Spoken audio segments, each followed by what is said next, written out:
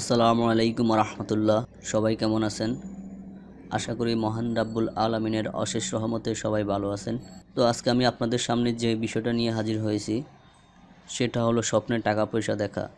আমরা অনেকেই স্বপ্নে টাকা পয়সা দেখে থাকি, কিন্তু এর মানে তাৎপর্য বা ব্যাখ্যা আমরা জানি না।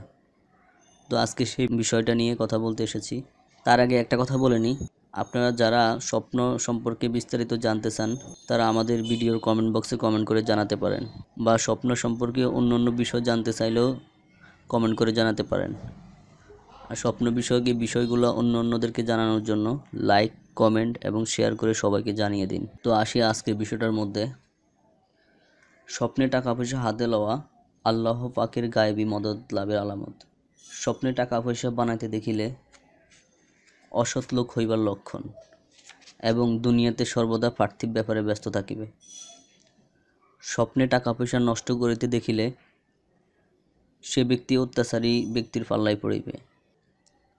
স্বপ্নে যদি কেউ শুধু পয়সা দেখে তাহলে তার রুজি রোজগারের কষ্ট হইবার লক্ষণ। তো আপনারা যারা স্বপ্ন বিষয়ক আরও বিষয় জানতে চান তারা আমাদের চ্যানেলটি সাবস্ক্রাইব করুন। সবাই ভালো থাকবেন। আসসালামু আলাইকুম।